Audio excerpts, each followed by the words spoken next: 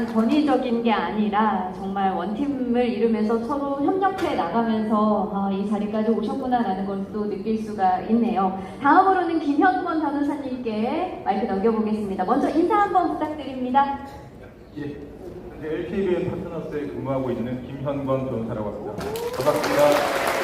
네. 몸과 마음 정말 모든 측면에서 여기 계신 분뿐만 아니라 이 책에 담겨있는 변호사님들 다 아마 힘드셨을 텐데 변호사 생활 중에서도 정말 가장 힘든 시간이었다고 그 구절이 제가 좀 마음에 와닿았는데요. 최종 변론문에도 녹여내신 걸로 알고 있습니다. 그 탄핵 심판 과정에서 대통령의 자격에 대해서 정말 많이 생각하셨다고 했는데 그 진정한 권력자의 자격이란 무엇인가요? 사실은 보통 이런 자리에 질문지를 먼저 주시던데 전혀 예상하지 못한 질문을 하셔가지고 먼저 서운하다는 말씀을 저도 오늘 받았습니다. 사실은 제가 이번 탄핵 심판이 두 번째 대통령 탄핵 심판이었습니다. 예전에 박근혜 전 대통령 탄핵 심판에서도 참여를 했었는데요. 2017년에 파면이 있고 또 8년 후인 2025년에 대통령의 파면이 있었는데 왜 또 이런 일이 발생했을까 생각해 보니 그때는 박근혜 대통령 탄핵 심판 이후에는 이런 북콘서트가 없었습니다. 생각을 해보니까. 그래서 그때도 북콘서트가 있었더라면 이번 일이 또 발생하지 않았을까 이런 생각을 해보고요. 이 자리를 마련해 주신 정청래 위원장님께 먼저 감사하다는 말씀을 드립니다.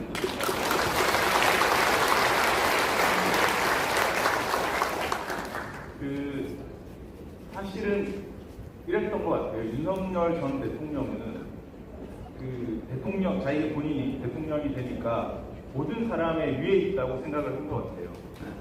그래서 자기가 가진 권력을 이제 자기 본인의 어떤 절차나 그런 정의에 부합하지 않는 방법으로 사용을 했기 때문에 이번에 계엄과 같은 사태가 발생한 것 같습니다. 여러분들이 말씀하셨지만 사실 이번 계엄이 빨리 끝나고 민주주의를 빠르게 회복할 수 있었던 이유는 바로 전라북도 도민 그리고 여기 계신 전주 시민 여러분들과 같은 국민들이 있었기 때문이라고 생각하고 있습니다. 앞으로 이런 일이 이제 발생하지 않도록 하기 위해서는 저희 국민들이 계속 권력자들을 감시하고 어떻게 잘하는지 관심을 가지고 지켜보는 것이 그런 방법밖에 없다고 생각합니다. 계속 우리나라를 지켜주셨으면 좋겠습니다. 감사합니다. 결국에는 우리 국민이 정말 지켜낸 겁니다. 자, 다음으로는 전영호 변호사. 새롭게 전영호 변호사가 왔다. 국회의원 대리인단의 일원으로 심판정에 쓰셨습니다. 그렇습니다만 또 사건의 실질적인 의뢰인은 시민이다라는 점을 또 책에서도 강조해 주셨죠. 정말 두 번 다시 경험하고 싶지 않았던 그 계엄 사태를 극복한 과정, 그리고 또 어떻게 하면 또 우리의 그 미래 세대에도 이 이야기가 어떻게 전해졌으면 좋을지에 대한 고민한 부분이 있으시다면 전해주시죠. 지금 이제 우리 대리인단 17명이 모였는데 여기서 유광범, 김희수, 한두환 재판관님 대표 변호사님들께서는 사실은 대리인단의 심장 역할을 하셨고요. 그리고 두 분 총괄님께서는 머리 역할을 하셨고, 그리고 나머지 모든 변호사님들이 이런 여러 가지 실체를 담당하시고 저는 바쁘게 움직이는 손발 역할을 했습니다. 그리고 정청래 위원님께서는 이불 역할을 하신 건 아니고 이번 사건 중에는 무건 수행하시다시피 거의 말씀 안 하시고 오히려 모든 도끼를 받아내시고 간 같은 역할을 하시지 않았나 이런 생각이 듭니다.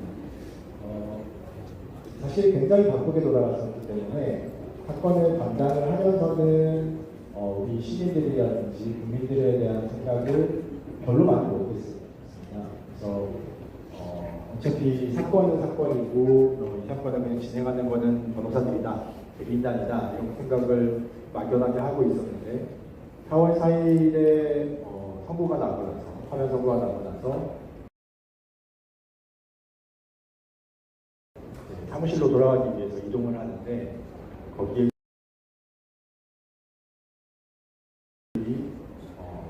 다 모여서 노래를 부르고 춤을 추고 환호를 부르시는 모습을 보면서 아, 이게 굉장히 큰일이었구나.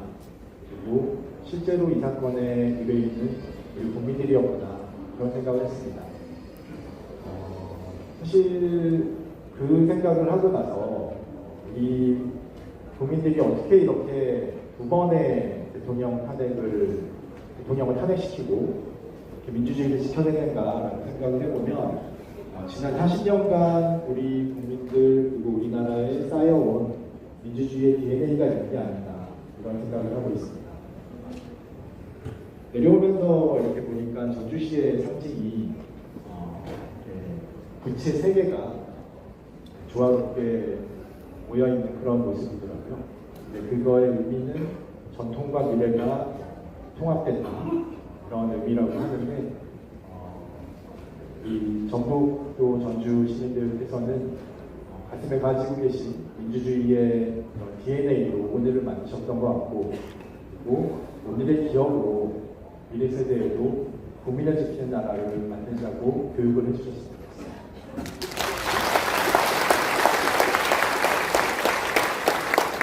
네, 다음으로는 하명민 변호사님, 네, 마이크 넘겨보겠습니다. 먼저 인사 한번 부탁드리겠습니다.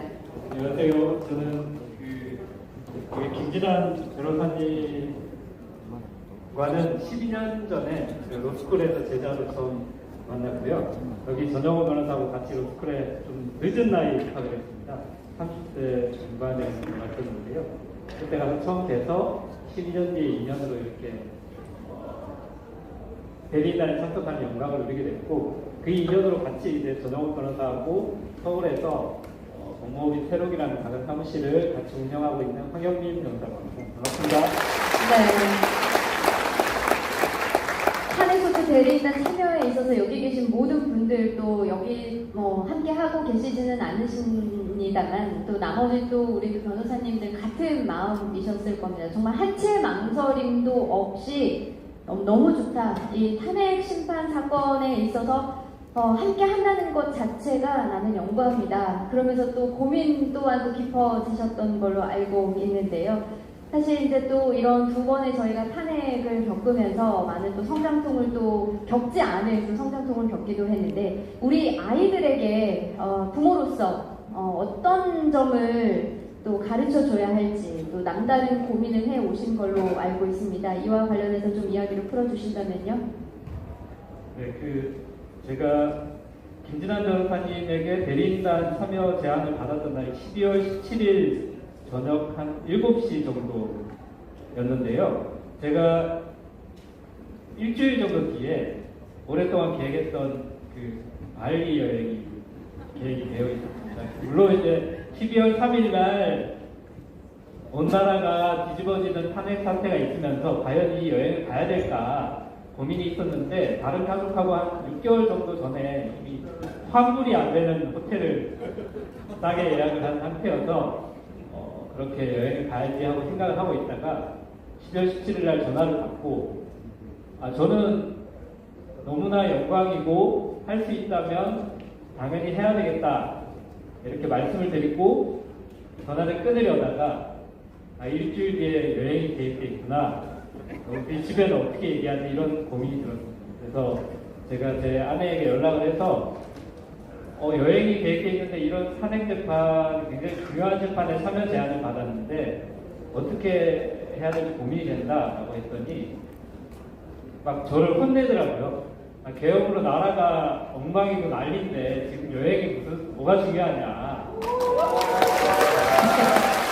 이렇게 정책 판단을 못하냐 이렇게 혼이 났는데 그렇게 아내는 흔쾌히 얘기를 했는데 집에 제가 아이가 2명이 있는데 둘째가 이제 유치원에서 초등학교로 넘어가던 시기였습니다. 졸업을 한 시기였는데 이 얘기를 어떻게 전할까라고 이제 고민을 하다가 윤석열 대통령이라는 사람이 국회 군대를 보내서 국회의원들 다 잡아들이고 나라를 엉망으로 만들려고 했는데 그런 재판을 아빠가 하게 될 것 같은데 그래서 여행을 못 가게 될 것 같아 라고 얘기했더니 다행히 저나 이 자리에 있던 김진환 변호사님이나 토치위원을 원망하지 아니하고 윤석열 미워! 하면서 마음을 보여요. 그렇게 탄핵 재판이 시작이 돼서 몇 달 동안 열심히 진행을 하다 보니까 마지막에 주변에 같이 학교를 다니는 동네에 뛰어다니는 아이들 그리고 교복을 입고 왔다 갔다 하는 아이들에게 이 12.3 비상계엄과 이 내란 사태 그리고 탄핵의 순간들을 어떻게 얘기할 수 있을까? 이 아이들이 나중에 성장했을 때 지금의 이 사건을 어떻게 기억해야 될까에 대한 고민이 좀 많이 있었습니다. 여기에 아까 여러 의원분들께서 고향이 전북 어디 이렇게 말씀하셨는데요. 저는 그 보수의 심장 대구 고등학교를 졸업하고 지금도 부모님께서 살고 계시는데요. 그래서 이제 그 5.18이라든가 이런 저희 광주 민주화운동이나 이런 부분들에 대해서 제가 아주 대학에 들어와서 늦은 나이에 많은 내용들을 알게 됐고 또 저처럼 이렇게 좀 뒤늦게 뭔가를 안다기보다는 지금 우리가 경험했던 이 사태를 명확하게 얘기하고 올바른 역사로 평가하고 기억할 수 있게 얘기를 해줘야 되겠다라고 생각해서 이 책에도 들어있는 이번 비상계엄과 탄핵 사태에 대해서 우리 아이들에게 어떤 역사로 알려줄 것인가라는 주제로 최종 결론을 했었습니다. 자세한 내용은 책에 있습니다.